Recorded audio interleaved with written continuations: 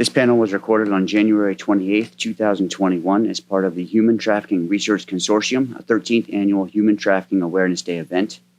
The panel, moderated by Shauna Hoffman, is titled Impacts of COVID-19 on Human Trafficking.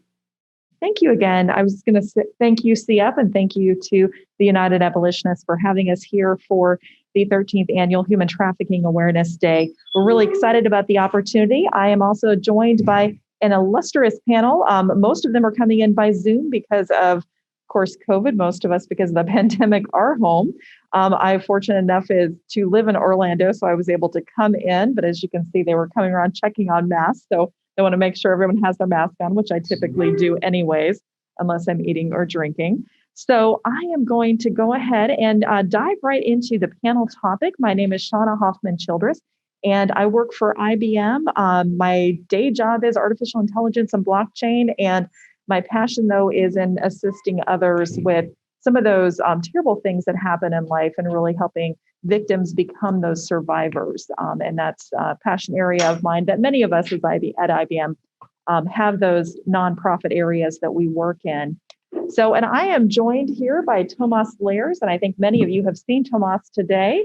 So let's go ahead and say hello. And if you want to. Yes, sure. Thank you everyone for being on today, taking this afternoon to celebrate with us our 13th annual Human Trafficking Awareness events. We've expanded to 2 days this year for the 13th annual.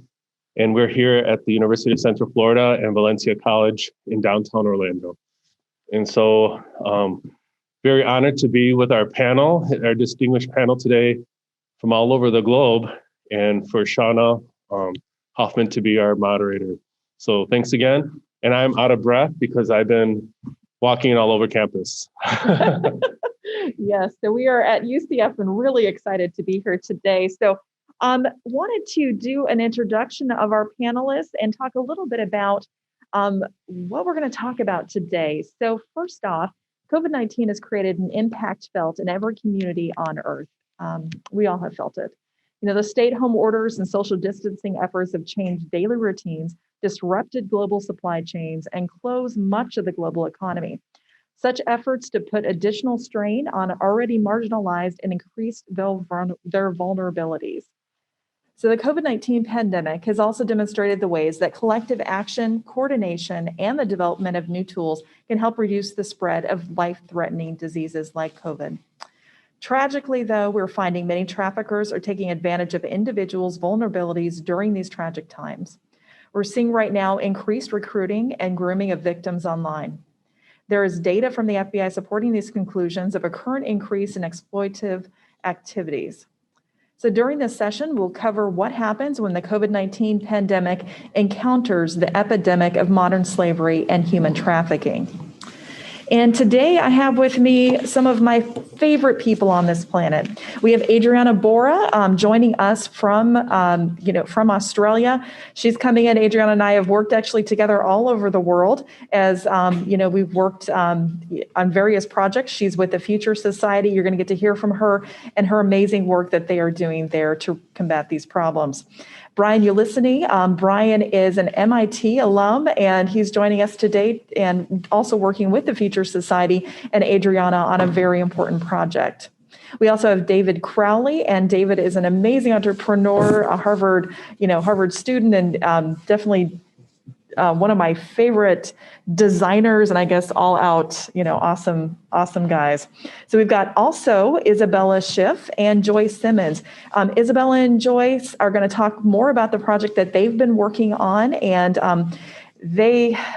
I just will tell you, I'm just excited to hear what they're doing and how they're really making a wonderful positive effect on others, in their same age generation. So I'm going to go ahead and kind of jump into the panel and start to, I guess we'll hear from some of these experts that we've brought in today.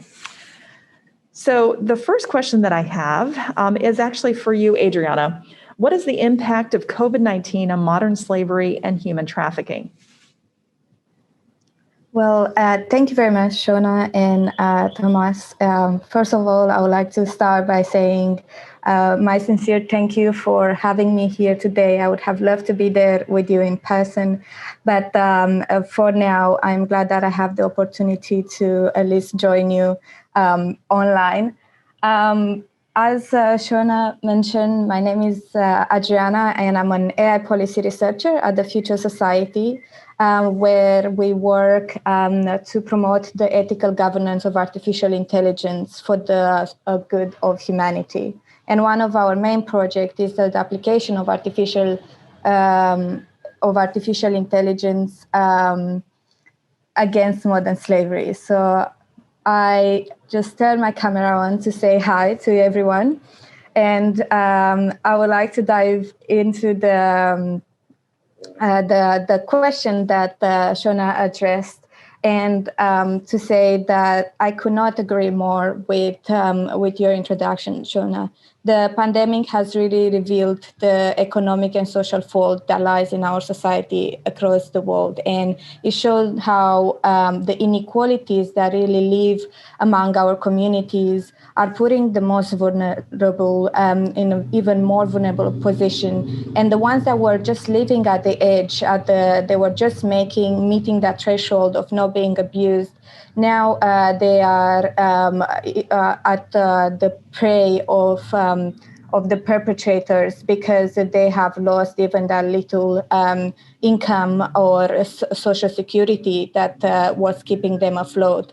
And when you look at how those people are now reacting to the pandemic, you see that they are the ones that are also even exposed to the disease. They're the one that cannot social distance, or the one that don't maybe not afford to buy masks or sanitizer, or even access to water and soap. So we know that the COVID pandemic, it is an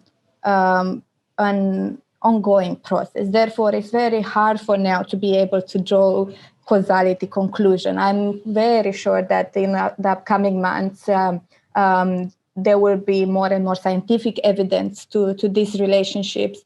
But what I'm trying to get to is that while it seems quite early to be able to draw a clear relationship between COVID and modern slavery and human trafficking, we are pretty confident now with the evidence that's been collecting over 2020 that the COVID had a very negative effect on modern slavery and human trafficking.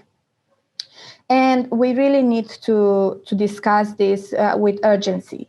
And the evidence that comes forward is that COVID-19 has really affected modern slavery and human trafficking negatively in three ways. The first one, it is the increased vulnerability to those who were already enslaved, and therefore being harder for them to exit that situation, but also to the expansion of this vulnerability to the ones, as I mentioned, that were just meeting the threshold of safety. The second way is that the victims and even the survivors of modern slavery are at higher risk of being infected by COVID and probably die from the disease. And thirdly, the actions, the interventions that NGOs, governments, businesses across the globe were just peaking the momentum after years and years in which there has been this advocacy against modern slavery. The work was really starting to get momentum, and we were starting to see these collaborative efforts against modern slavery and human trafficking. And now those efforts have been heavily disrupted by this pandemic. And I would like to take around maybe 10 minutes or so to dive deep into all these three categories and create this overview of what we think are some of the very good examples to illustrate this impact. So I will start by addressing this first topic of vulnerabilities. And we know that the pandemic has increased the risk of exploitation. And this exploitation really plays into these inequalities that already existed into the societies. And we see that the marginalized communities are the ones that are now even at more risk of being exploited. So I'd like to give a few examples. The first example is the marginalized community of LGBTQ young people. Those people are and generally facing less support of integration, and therefore they tend to be pushed towards running away from home if their home is unsafe, and then they find themselves on the street. And then there's this shocking statistic that in the US and Canada, 1 in 5 youth from this community is being trafficked because of the lack of the security. So what they do, they try to get that security in shelters. Now, COVID happens and the shelters are either closed or they're overbooked. They are at capacity. So now we have this community left on the street with even more exposure to vulnerabilities. Another example of marginalized community is are the minorities that are affected by injustice, especially in the prison systems. And there is an increase now with COVID of pressure to create create protection, PPE, cleaning products, masks, and so on. And there are a few evidence that came forward. And for instance, The Guardian reports a situation in Hong Kong where prisoners in labor exploitation were used to make masks and hand gel with women prisoners in Lohu prison, working to produce around 2.5 million masks in a month.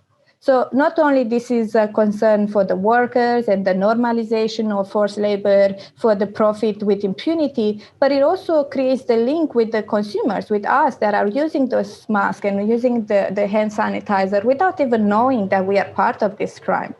And in the UK, for instance, the Business and Human Rights Research Center put forward an issue of 88.5 million medical gloves being made in Malaysia by workers subject to more than 12 hours per day, poor condition, and more importantly, they have their passport confiscated. And these were purchased actually by the National Health Service.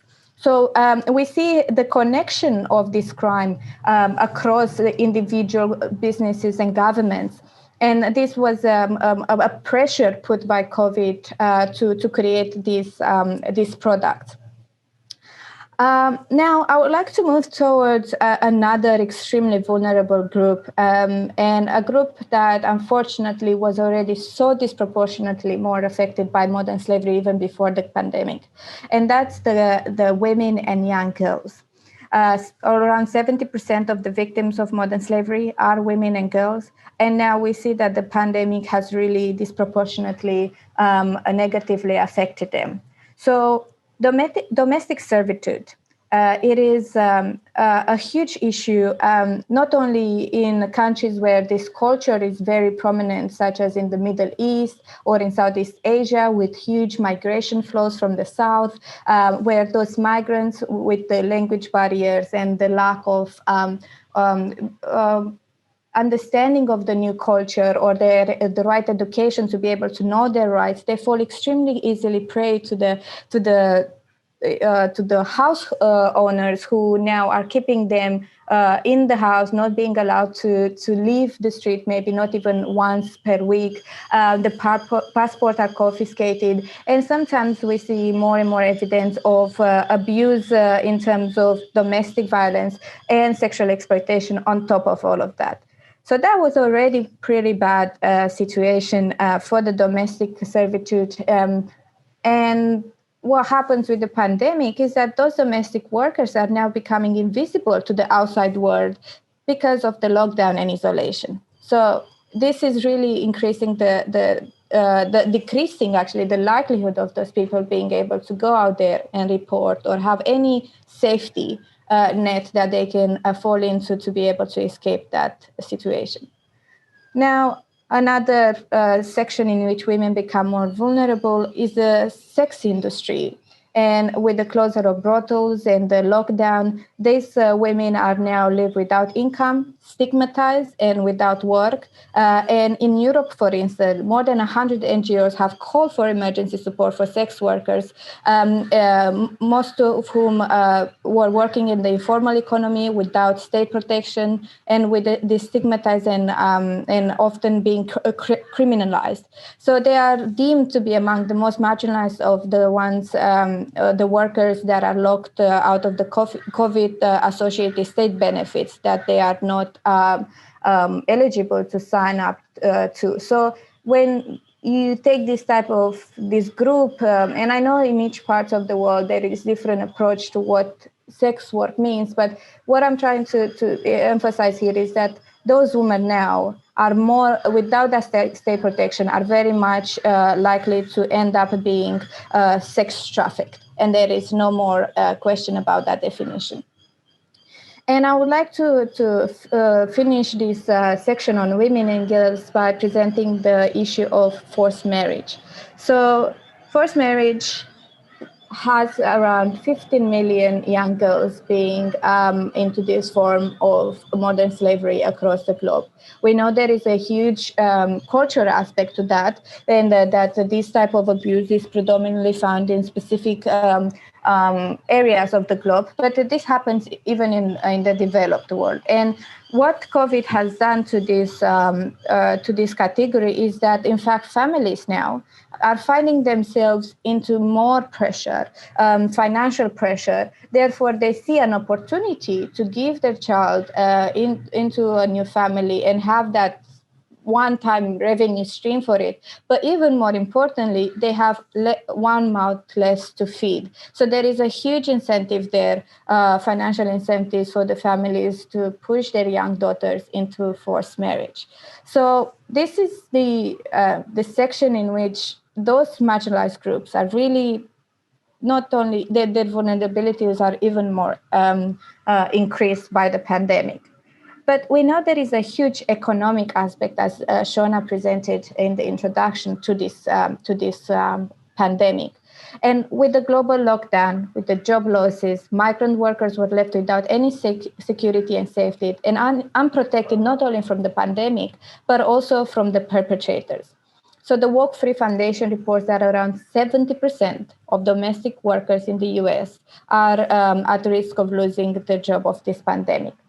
What is more, we know that there is a reduced consumer demand. The supply chains have been obstructed, the logistics as well, and many factories have been shut down. So this really increases the challenges of those who were already at the breach of they were still having a job and they were living in working in poor conditions. Now they're at the risk of actually being exploited. So victims are left at the mercy of their employers, who no longer really need their labor because the supply chain disruption. Therefore, they end up again on the streets. And a huge pressing issue comes from India in this aspect, where we have these migrant workers now without work who are left on the street, and they are trying to go to safety, to home, just the way everybody else will do in any other situation. So the Global Fund to End Modern Slavery refers reports that shows that these bonded labor are now among the ones that are walking hundreds of kilometers on the foot, without food, no water, to reach their home, and they are left without any protection. And then because the general routes of migration to which they will normally reach their home are now disrupted, the perpetrators are waiting at the right time, at the right place, to make false promises to those people and lure them into coming and working for them into forced labor. And as a final example of exploitation of vulnerability, I would like to to go into this technical aspect of the pandemic that Shona also touched upon on her introduction. We saw that there is an increased exploitation of children and young women online. And this is to the really huge digitalization process that we've seen across the globe. There is this shift towards more online activity, with the schools being closed, with people moving towards working from home. And without the infrastructure to accommodate those influxes, vulnerable women and children are facing higher chances of online recruitment and exploitation. And again, as with the domestic workers, for them being in lockdown, it means that they have less possibility to report or actually be seen by the experts and identified as potential victims and being saved. So that's about how COVID really plays on this vulnerability. And those were, I hope, a few examples to illustrate that case. Now, the second part of that COVID has really influenced modern slavery is that now the victims of modern slavery and the survivors are at risk of catching the virus more than other sections of the population and die from it. So for survivors, there is the prospect of shelter closing, support drying up, government offices being shut down. For refugees and migrants, workers, there are those problems of crowded accommodation and lack of facilities, and they also are being demonized as being the virus spreaders because they live in these really close environments. So the UN Refugee Agency discusses how the world's 70.8 million displaced people all in the face of this pandemic, how are they going to be safe of COVID when they live in overcrowded accommodation? Hygiene and hand washing are more of a treat in that there is no proper medical assistance. And when you have hundreds of people sharing one tap and one soap, how are we going to make sure that they safely distance and they are protected?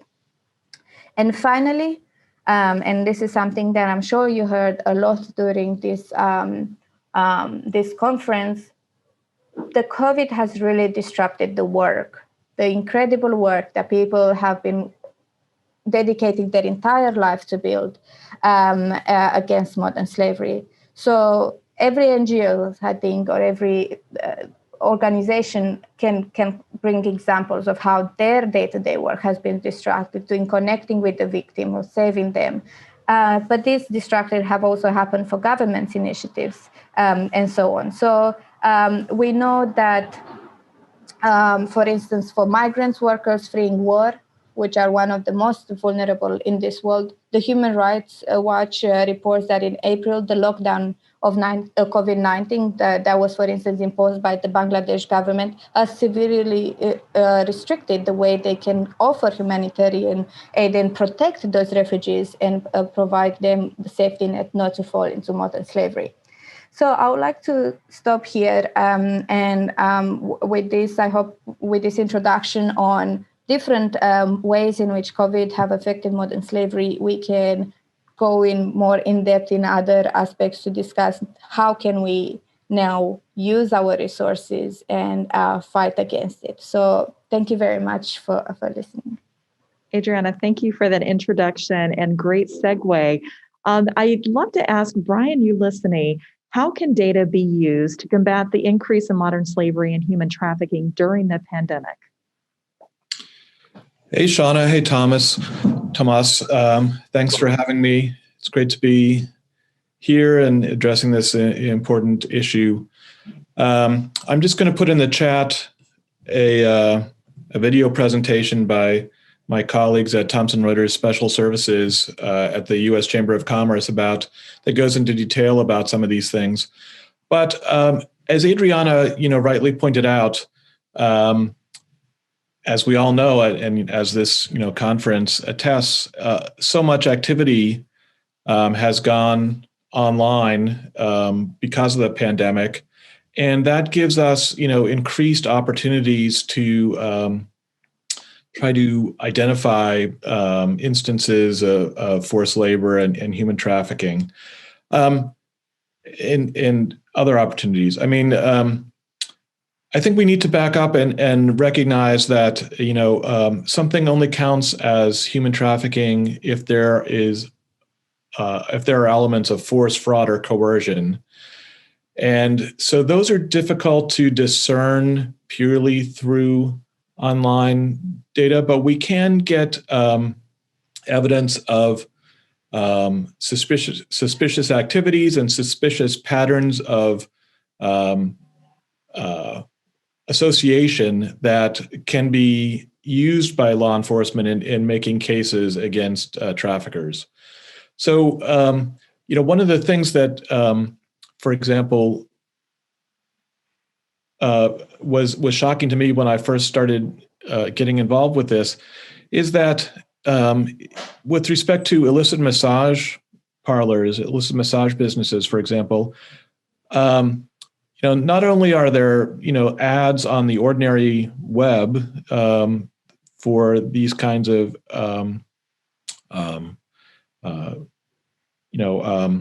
outfits, but there are also, what are called John boards, where people actually review these places, like their, restaurants on Yelp or something like that.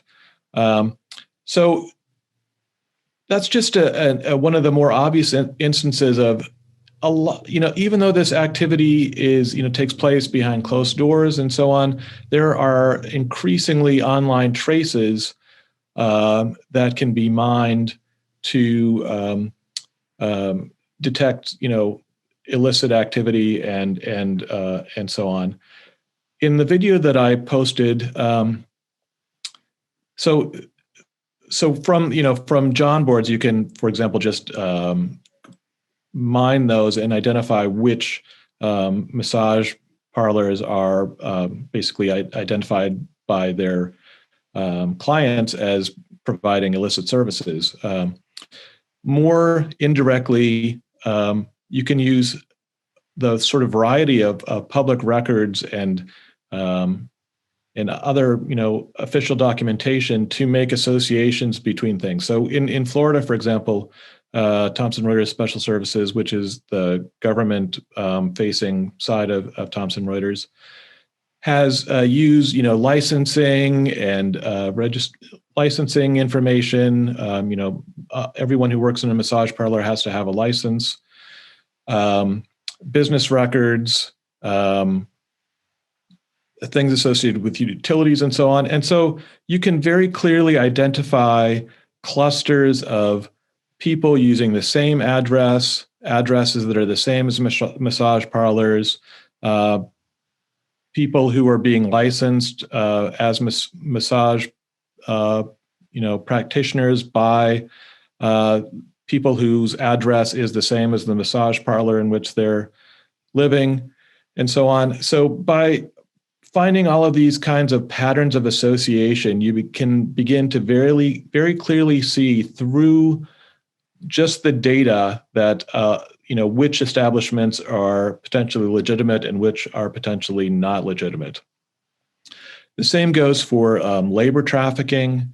So my colleagues talk about instances in which domestic labor is potentially suspicious when you have farms that, for example, have a lot of temporary visas, H-1 visas, I believe they are. And there are patterns that are indicators of suspicious activity. So, for example, if there is a worker the utility bill is in their name, they're associated with a particular farm, but the rest of their public records file is very, very thin, and that's a suspicious indicator that that worker is being is not there of their free will and is just being used as the the name on the utility bill, but not necessarily living a free life. I mean, that's an indicator. It's not grounds for conviction, but all of these things can be documented and then used in proceedings. Yeah, I guess I'll stop there for right now. I just wanted to also point out that, a lot of the venues that people think that they can then use to hide their activities have vulnerabilities as well. So, we've seen recently that, the Parler social network, all of that data was completely, dumped to investigators where people thought that, what they were saying on Parler was private and confidential. And so they could hide potentially illicit activities there. Similarly with, there was an online walkie-talkie service called Zello, in which people were having conversations that they shouldn't, and all of that data ended up being exploited for investigative purposes. So as the world moves online, there's much more opportunity for people to make use of that data to identify suspicious activity that wasn't identifiable before. Brian, thank you so much for all of that insight. I know with what you do day to day with data and uncovering things is, it's amazing. It's amazing how much data can be correlated. And I think along with that note, David Crowley, thank you for joining us. How has the adoption of the gig and platform economy decreased potential risk for exploitation of victims? Hey, how's it going? First of all, I'd like to thank you for being here and thanking you to invite me to speak. Very important for speaking. Oh, you actually muted yourself accidentally. Maybe. Oh no, David, we lost you. There we go. Oh, you are breaking up a bit. Sorry about that. It's commonly in which people are. I'll stop my video. I think that might help the bandwidth. It does. Okay, thanks. Great. Okay, great. Sorry about that. So the gig economy, as commonly defined, is the economy or the sharing economy in which individuals are constantly utilizing their downtime, their free time, or leveraging owned assets and resources to either supplement their income or to create singular streams of income. So obviously the most popular examples of the gig economy or platforms operating in the gig economy would be things such as Uber or such as Airbnb, where people can leverage owned resources such as homes or leverage downtime by increasing their revenue by driving individuals around. What we have seen with COVID is that there has been an increased demand in virtual sex work, both on the consumer side as well as the content provider and content creator side. And virtual sex work, as described for the purpose of this conversation, is people operating in chat rooms, in custom videos for people paying for them, online pornography, video content, photos, things along those lines.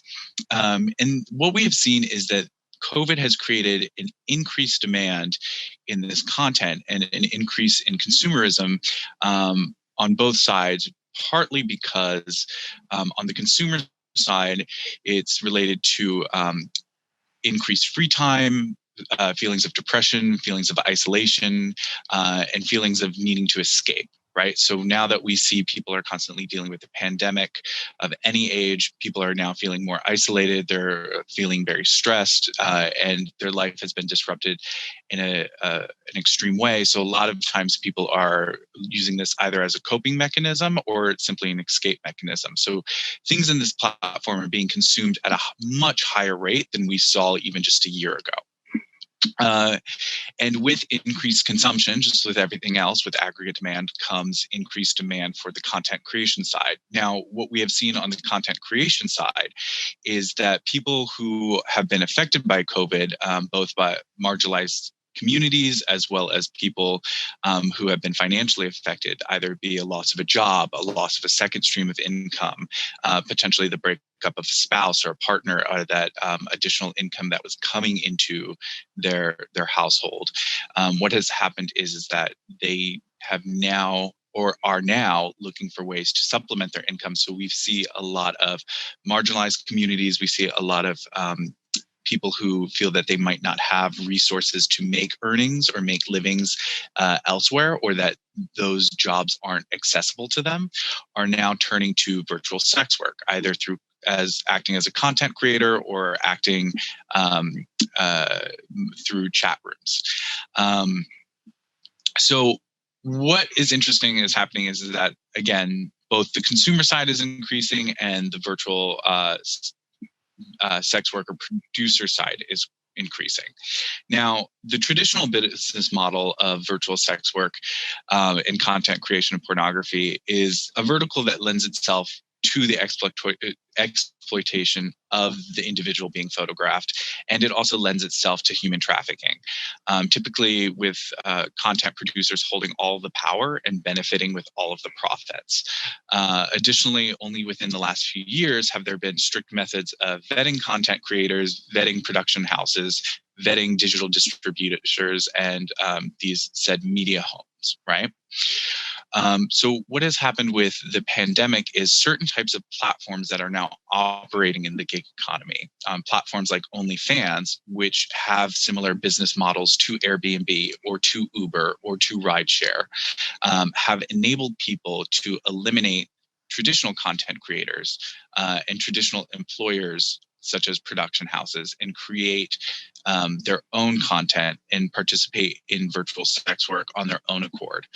And this has actually been great because what we have seen is that with the elimination of gatekeepers, what we have seen is that it ensures consent between both the consumer as well as the person who's creating the content. OnlyFans is a business model in which people create their own accounts and then are enabled to act as their own content producer. And that's really eliminated a lot of these production houses. That's really eliminated a lot of these employers. That's really eliminated a lot of these people who typically are benefiting from the abuse or trafficking of these modern slaves.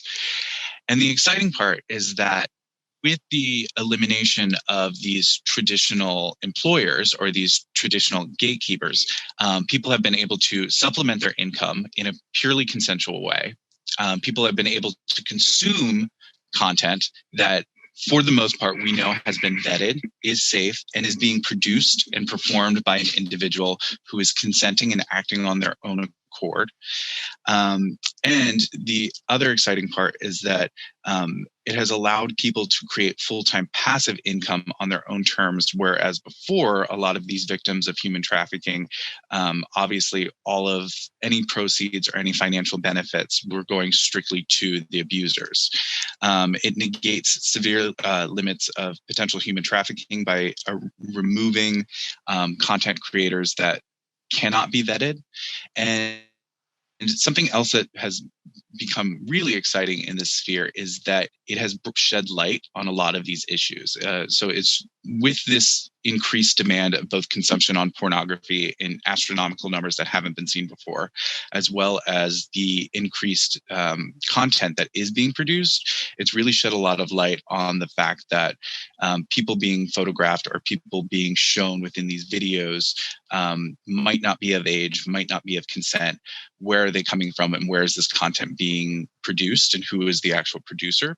So more institutions, such as the large ones as Pornhub and other major adult entertainment creators, within the last few months now only allow content from verified account holders to be displayed on their sites.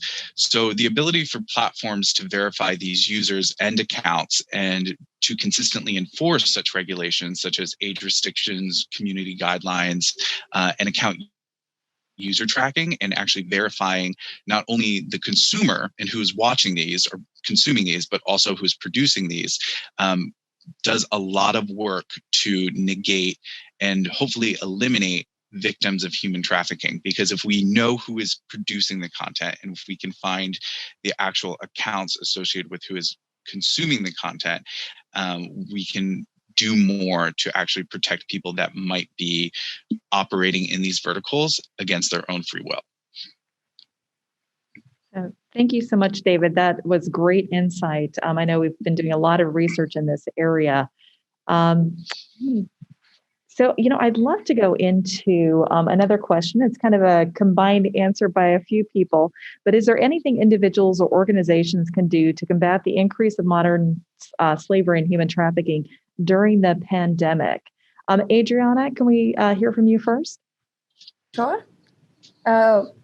Yes, absolutely. There are many ways in which individuals or states or different stakeholders can get involved. And I think it all starts with education and awareness building. And that can go among all the type of stakeholders. And I cannot wait to hear from Joyce and Isabel to see the approach of student that students take into creating this awareness and making sure that these type of issues are not only left at the work of the government or only businesses, but actually the civic society is getting involved to make sure that they say, we know about this and we don't agree with this. And we need to support NGOs to put the right pressure on businesses and governments to create the right mechanism for the sustainability in this sense. So after awareness and education, there is the element of transparency. As we discussed many times already, we are trying now to uncover this really deep this crime, which of course it's under the dark at the moment, and we are starting to build this evidence to showcase where modern slavery happens and what are the mechanisms that can facilitate this crime. And here businesses have a crucial role in creating this transparency, because a lot of the forced labor, for instance, that happens very far away, we would say, from where we live, is actually linked to our day-to-day life by our consumer choices and the clothes that we're wearing and the food that we eat, and we don't even know about it. So that's very different than with the sexual exploitation, where we know there is the perpetrator and the victim, but we don't even know we are linked to this crime because of this lack of transparency. So this is an example where transparency is extremely important. And finally, we need to create accountability. We need to make sure that, especially in the time of crisis, we do not shift attention from the work that has been done for shorter term benefits.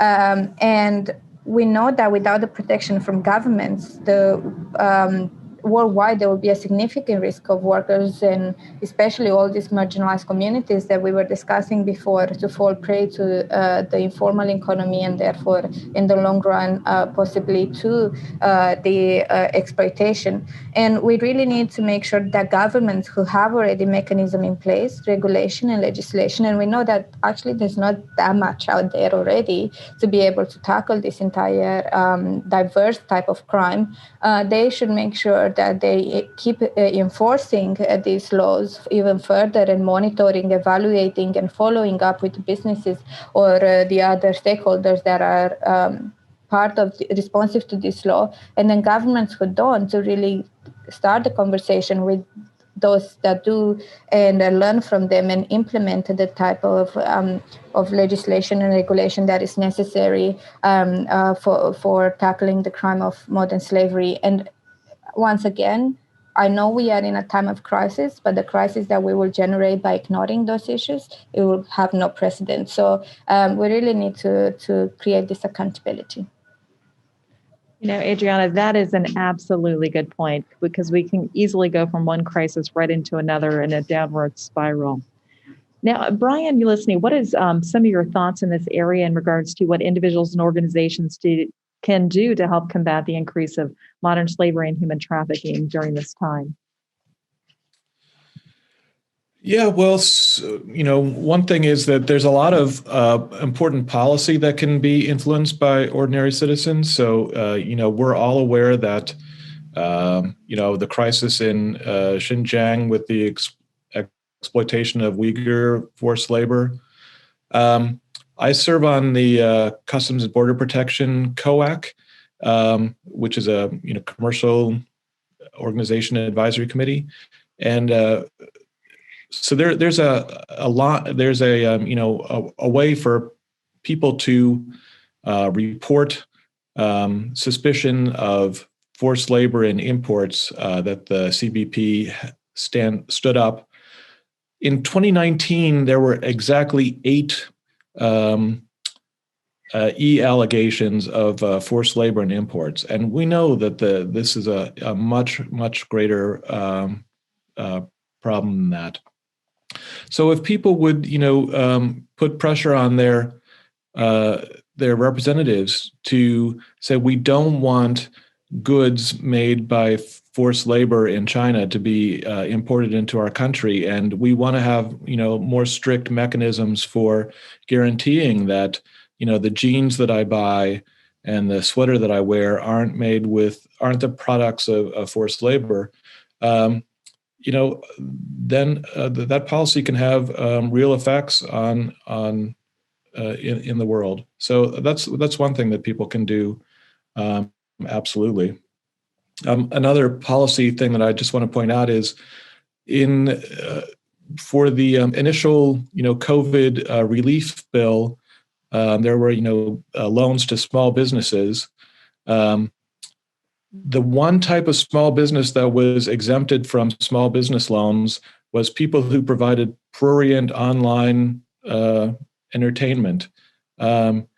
So, is that a good idea or a bad idea that if we don't want people to be exploited in various ways, do we want to really not provide aid to them in a pandemic because of they have, the one thing that they found that they could do for money was something online. So again, these are policy things that we can all talk to our representatives about.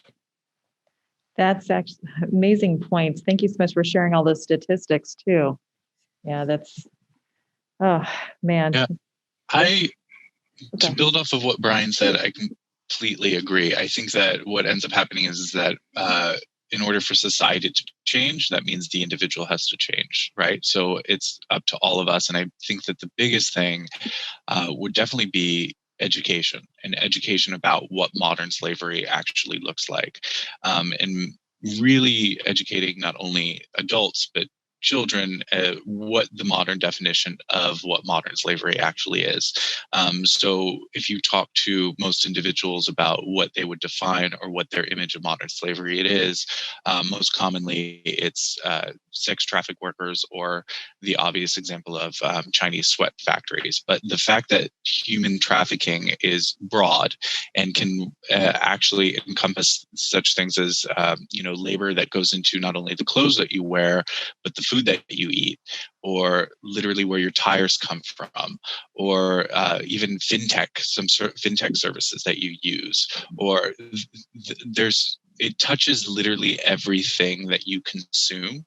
So I think that broadening people's understanding and broadening the actual definition of what human trafficking means in the modern age, in the global economy, in a world where everything is digital and technology touches every part of your life, I think that is the biggest way to have people really understand what the issue is, have people understand how big the issue is and what a scale it is, and have people understand how the issue has not actually remained stagnant, but it's also grown and it's developed. When I talk to individuals, even myself before I'd started this work, you say human trafficking, and I think I even myself would think, being shoved into a van, right? Like that's kind of the image of it.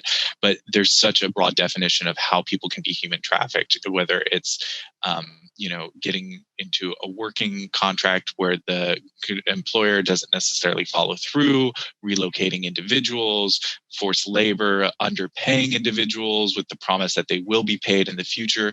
I think really expanding people's education and understanding of how this is human trafficking, and it happens everywhere in every sector.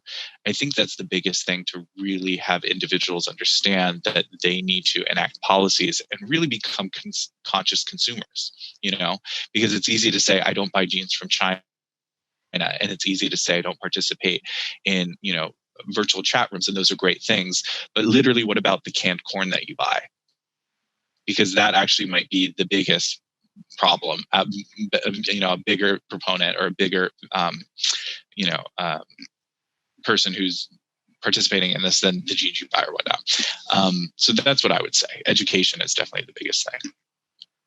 Those are such great points, David. Thank you so much. Yeah, I know that there's been a lot of heat, especially in the porn industry, to really clean it up to make sure that the young people are, and I guess any age, is not being they're not being trafficked, that it is by choice instead. So I know there's been a lot of changes in that industry, and definitely some lawsuits and class action lawsuits that are in the midst of happening right now to help to force the industry to clean itself up. So, in regards to one of the things that David had just mentioned too, and Adriana and Brian, is education. What is it that we can do to make sure that we can educate, those who are at the most opportunity of being vulnerable? And, I just was absolutely excited and amazed by a project that I have heard of over the past few months that two students have done. And so I've invited them to join us here today, Tomas, and I thought it'd be a great idea for you to hear from them and what they're doing and working with their peers. And so Joyce and Isabel, we'd love to hear more about what you're doing and, the social media that you're on, and really trying to help educate your peers in this area to just doing the good work that you're doing. So let's see, Hi. Joyce, can you? Sorry. Thank you. There you are. Hey, Isabel. Hi, my name is Isabel Schiff. I'm 16 years old and I go to Georgetown Day School in Washington, D.C. Hi, my name is Joyce Simmons. I'm 17 years old and I'm also a junior at Georgetown Day School. So hi, everyone. Thank you so much for having us. This is really exciting. So when COVID hit over the summer, we found ourselves, having our plans canceled. And we found ourselves with a lot of time on our hands. And we knew that we wanted to make a positive impact in our community, but we weren't really sure what to do or how to do it. So at the time, Joyce's mom had mentioned that she was working on something related to the topic of human trafficking. And we thought that sounded super interesting. We weren't really that familiar with the topic. So she sent us the link to the MIT computational law paper regarding the impact of COVID-19 on modern slavery and human trafficking. And this really piqued our interest because, like I said, we were just so unaware of the issue and its prevalence in all communities. Before really reading the paper, we had thought, this doesn't really happen, in the United States. It's like other countries. It doesn't affect our community. And so it really opened our minds a lot. And so then we watched the Jeffrey Epstein documentary on Netflix called Jeffrey Epstein, Filthy Rich. And again, our minds exploded because we didn't realize how highly affected our age demographic was. And that was really evident in the documentary. And so we decided that we wanted to educate ourselves. And so we started Googling a lot, looking at articles, and just compiling our information. And we realized that, there's so much information out there, but we had never seen it unless we were specifically looking for it. And so we decided that we wanted to create some sort of resource for other people so that they could also, find information. And we also were thinking about the fact that, our age, we are 16 and 17. And we know that if we didn't know a lot about the topic, other people our age probably didn't also. And so understanding this and knowing our generation and how heavily influenced we are by social media, and what a big part it plays in our everyday lives, we decided to establish an Instagram page dedicated to spreading awareness about human trafficking, the impact of COVID-19, of technology, and how it disproportionately affects diverse communities. And so Joyce is going to speak a little bit about, more details about our page, but I just wanted to add that this experience so far has just been awesome. I love creating content for the page because as our followers go up, I just know that it's reaching a lot more people. And I think we're really proud to have created a resource for people to educate themselves and to just become more familiarized with the topic. Joyce. Okay, so our Instagram account is called End the Traffic with an underscore after it. And we've amassed over 800 followers and have 59 posts with new posts published every week. Our posts are short and eye-catching, but are also informative. We always link the source of our information in the caption of the post, so more information is easy and accessible to our followers. Additionally, we have the link to the National Human Trafficking Hotline in our Instagram bio, which puts our followers in direct contact with help if they ever needed it. And so in order to further the impact of our work on our community directly, we established an anti-human trafficking club at our school to get our peers involved. So this took several steps to get our club established. First, we had to submit a proposal for the club to our school for approval. And then once the club was approved, we also had to advertise it among our peers to get our schoolmates involved. So we also have a Georgetown Day School faculty advisor, Gabby Grebsky, who we meet with periodically and share ideas and get input. And overall, Georgetown Day School is very committed to public service, so they really support us in our efforts. And in terms of activities, our club distributes a monthly informational pamphlet about human trafficking to our school community. And from the beginning of our work, our goal was to develop a speaker series interviewing experts in fields related to human trafficking. So in connection with our school club, we are currently working out the details of our first speaker event and hope to have it early next month. And our first event will just be a broad overview of human trafficking. And in our following sessions, we're hoping to focus on like subtopics within human trafficking, such as the impact of COVID-19, the legal side, ways to combat it, and the different ways it occurs. And we're really looking forward to our speaker series and continuing to expand our work and reach a broader audience. And given that, we're also looking for ways to expand our work beyond just our school community and would love to engage with others participating in this conference. This will help raise awareness of human trafficking more broadly. And for example, we're looking for opportunities to partner with clubs at other schools and organizations. And if you're interested in working with us, like here are some ways you can collaborate. First, we would love to make our speaker series available to other students. So if you know of a school that is interested in participating, please contact us. Second, please follow our Instagram account and contact us if you're interested in collaborating on expanding the content. And third, if you are working on similar initiatives, please contact us as we would love to collaborate with you and support you in your efforts. And if you have any other thoughts on how we can work together, please let us know because we're very open. And just thank you so much for having us and allowing us to spotlight our work. This has been amazing.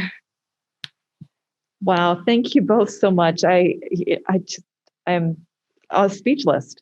You know, it is awesome that you took the time that you had to create an Instagram site that really has taken off and, you know, affected others in your age group. And thank you for your leadership and thank you for helping that awareness. Tomas, did you? Yeah, well, I'm awestruck as well. So thank you, ladies. You're the future of the modern day abolitionist movement. And I just want to thank you and just applaud you for what you've already created, because I believe it can be a momentum in the United States and now in other nations as well. And thank you for being comprehensive as well. I think a lot of people have an image of the movie Taken or some other things that they think human trafficking it is. And I think it's very critical, as we're stating today, that education and true awareness is key to fighting it.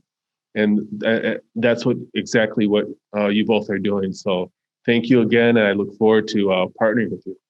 Yes, it's absolutely amazing. And I wanted to make sure that Isabel and Joyce, you did see in the chat that you have a connection that someone would like to make with you with one of the school systems down here in Florida. Wow. So for some reason that is causing me to tear up because, you know, I think one of the biggest concerns that we've always had is once someone gets into trafficking, it is so hard to heal them and to help them actually get healed. And it breaks my heart because I've worked with so many adults now that were trafficked when they were younger and their lives are such a struggle. If we can catch any of these young people before they even get down that slippery slope into being manipulated into human trafficking, you've literally saved a life from absolute tragedy. You know, so the knowledge, the awareness, the understanding of master manipulators. These traffickers are master manipulators. It's a very slippery slope.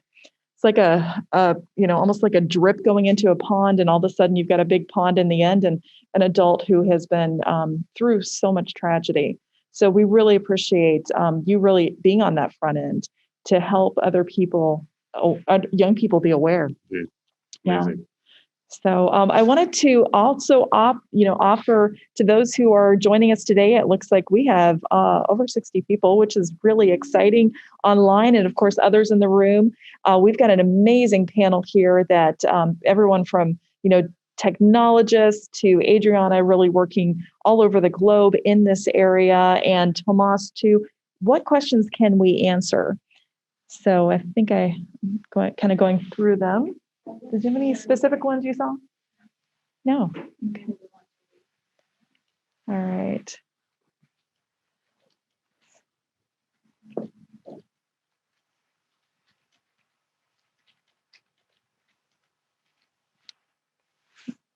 Do you have any other questions let's see here. All right. Well, one of the things I think I would love to also take a few moments is to hear more about what Adriana and Brian are working on right now. Adriana, is this a appropriate time for us to talk a little bit about that? Sure, I would love to. Yeah. I can give a quick summary of the work that we're doing, and we've been extremely privileged to have Brian guiding us and advising us on this journey. So we talked a lot today about the forced labor or different forms of modern slavery that happen in global supply chains. So we know that businesses have an obligation to, or moral obligation so far, as there is not much legislation requiring otherwise, to make sure that they do an analysis of their supply chain, and they bring out the evidence to say, this is how we are dealing with modern slavery in our supply chain. So we have now two national legislations, one being passed in the UK, requiring big companies to publish a statement each year where they declare the structure of their supply chain and how they're ensuring that slavery doesn't happen in their supply chain. And now Australia passed a similar law. So we are seeing that other governments are starting to gain the momentum in discussing similar legislations. But what this legislation means is that each year, thousands of companies are making available a statement, a document in a PDF format most of the times.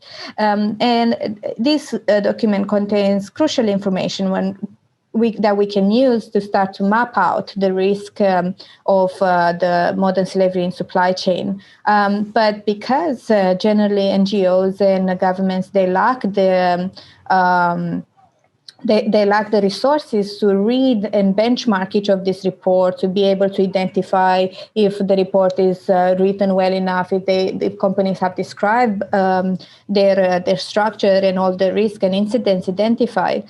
Each year, thousands of reports rest unanalyzed. So therefore, this data is just now sitting on a database or online, and we are missing a really great chance to make use of it and create the evidence so much needed against modern slavery.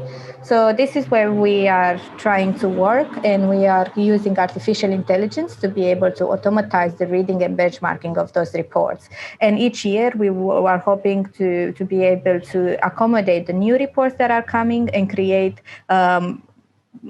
benchmarking criteria that are appropriate for each of the sectors and industries. So hopefully this information is not about us identifying if slavery exists in supply chain, but this exercise is to illustrate what businesses are saying they're doing to tackle slavery. And then we can use this information to cross-check with all this super great work that NGOs are doing on the ground, and cross-check if they are saying the truth or the evidence is directing us in another to prove the other way. So this is what we are working on, and I think this is a really great case to illustrate how AI can be used for social good.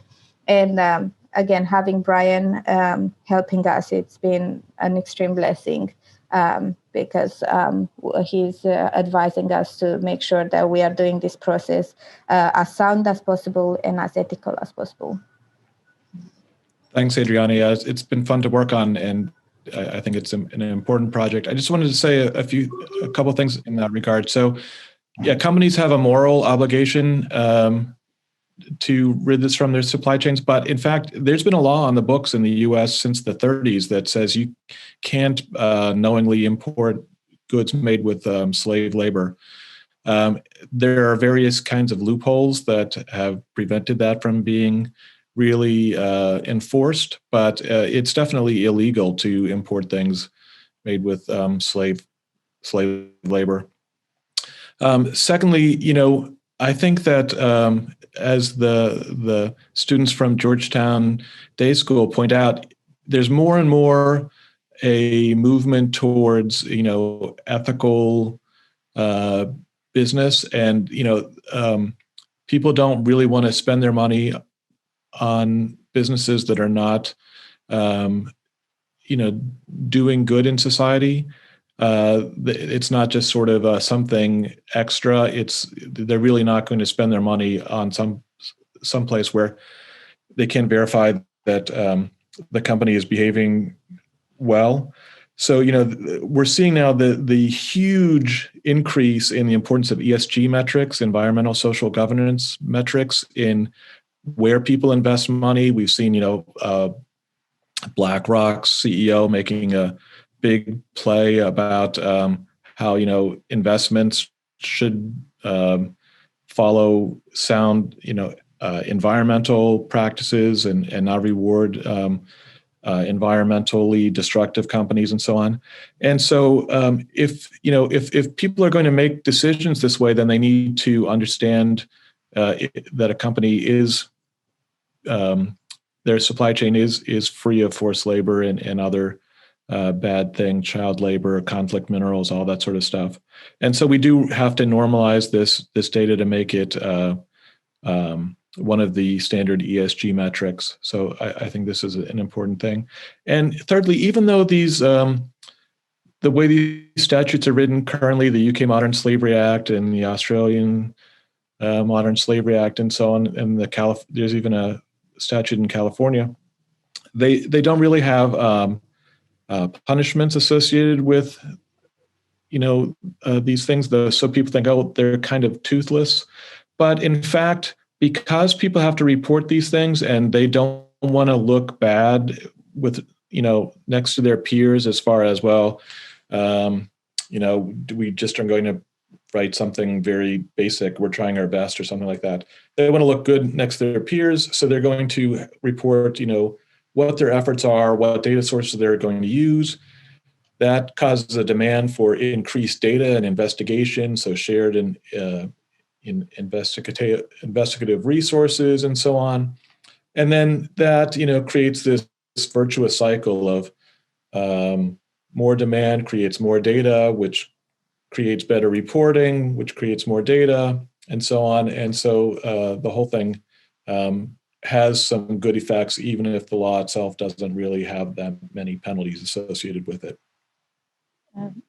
What an amazing project that Adriana and Brian are working on. I can't imagine two more brilliant minds together as a combination. So it's exciting for me. As I kind of had mentioned, my day-to-day job is artificial intelligence and blockchain for IBM. And just even cleaning up the supply chain to get PPE throughout the world is, it's a huge feat, because all of our supply chain is in paper. It's, as Adriana had mentioned, they're stating one thing, and is it really the truth? And we have NGOs going out to confirm the truth. But if they don't have technology, then it really makes that proof of the truth very tough. So as we're starting to really fix our supply chain with blockchain and other types of solutions that can help with that transparency and the traceability of the goods, the projects like Adriana and Brian are working on are just tremendously important. It is, I would love to be able to go into a business or even buy a product, scan it in and say, hey, oh, good. Okay. Modern slavery was not used to create this product, or have some sort of percentage or some sort of rating or ranking of the product or even the business that I go into. So there's really a great opportunity for the future for the project that you're working on. Absolutely. Wow. Yeah. So, all right. Do we have other questions coming in? Just for the contact information, but I already shared everyone's email addresses. I have a question. Yeah. Yes. Are they doing any research specifically, like in Orlando, with the theme park? Okay. Is anyone doing any research specifically with the theme parks? Are you aware of any? Brian or Adriana or David? Not that I'm aware of, no. Yeah. The only thing I can think of is in some states, they're requiring, like here in Florida, that the hotels associated with the theme parks are trained front desk and housekeeping on human trafficking now under the House Bill 851. So there is some accountability, but it's still not touching the entire business or every aspect of that park. As we know, here in Orlando, Disney World is an empire. And so there's still a lot of work to do to educate. Yeah. So nothing. We don't have theme parks that in we're aware of. Massachusetts. Oh, go ahead, Brian. I was just joking that we don't really have theme parks in Massachusetts. Oh, that's actually funny. I think that specifically, some of the challenge there is, of course, you have organizations that don't want to be connected with trafficking in general. Are they willing to support and help the local, the local police? Absolutely. We definitely have seen cooperation between the theme parks and the police that are local here, but not any statistics or metrics that I've seen. Although I tell you, there's always an opportunity to do that. And that's probably another good one that we could add to the list. Yes. Yeah, I think that with any theme park, and we could just broaden this to businesses, the supply chain needs to be looked at. Yes. And so what was stated earlier in this session, we're just scratching the surface where is the supply chain, where are things coming from, where were they made, who are we contracting with, why are our businesses, corporations partnering with or contracting the lowest bid? There may be a reason, and that needs to be looked at as well. So definitely there's a lot of work to do, and it's going to obviously be felt in the legislative actions we take in our regions and in our various countries and states. Absolutely. Well, and even beyond legislation, I think it always comes down to us as an individual. My daughter came home one day and she's like, "Mom, I got a $2 shirt." And I was like, "Yeah, it's not good." And she was all excited about her discount, where in the end, we know that $2 shirt probably cost someone a tremendous portion of their well-being. So I think that as we start to be consumers in different areas, is to be wise consumers. And, again, I like the idea of those data projects to bring that information forward and then start to, put pressure on those businesses, because without having opportunities that show measurement of something, you really can't move society forward. And the legislatures always need that measurement too. So as many of us are technologists here on the panel, we really are trying to put artificial intelligence and the data to work for the better. Yeah. Absolutely. Yeah.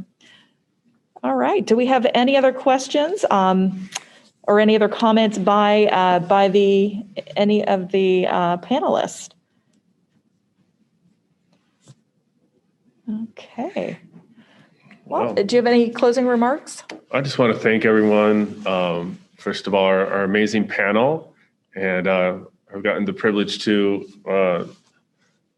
video chat with them often in the last year, and we're just really excited about the future. I think even with our young ladies who share today, it just encourages me that even though there's Mount Everest in front of us with the fight against modern day slavery on our planet, there are people like that you've heard today that are doing something about it. And so we are growing in awareness, we're growing in consciousness, and together, I believe we will see the abolitionist movement just continue to grow.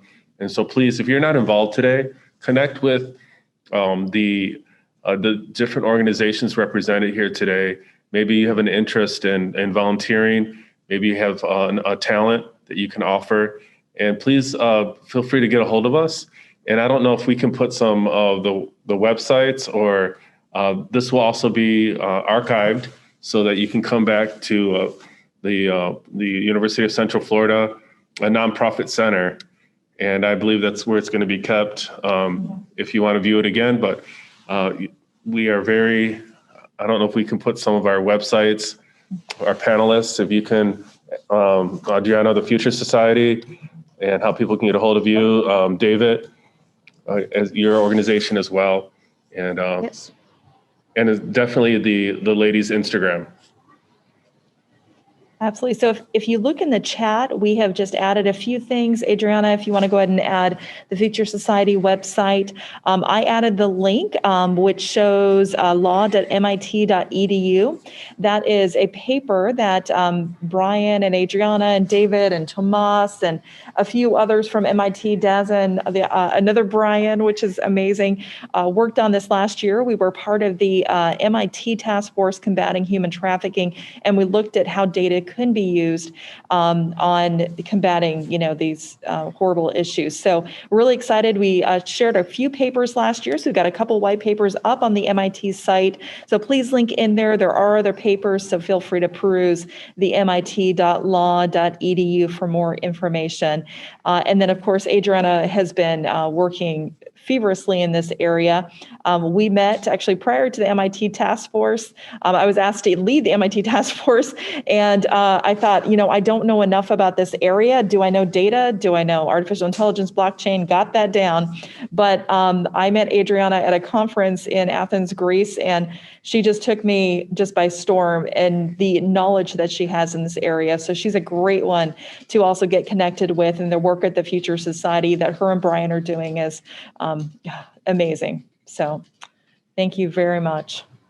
Shona, thank you so much for your leadership in this area and for offering us the opportunity to show light to our work and reach more people. And we couldn't do it without you. So thank you once again for leading us for the last few months in promoting the work and making more connections to make sure we coordinate our efforts and not duplicate in this race against time to eradicate modern slavery and human trafficking. So thank you very much.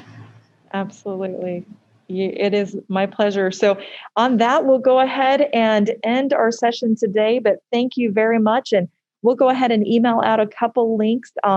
Many of these all of the same members that you heard from today, we all spoke at the United Nations in October. So we'll send out a link maybe through Tomas later so that you can link to, we've got an hour-long session at the United Nations, really digging into data and how it can combat modern day slavery and human trafficking. So have a wonderful night or day, I guess, for those who are in Australia. So thank you so much for everything that you're doing. Have a wonderful time.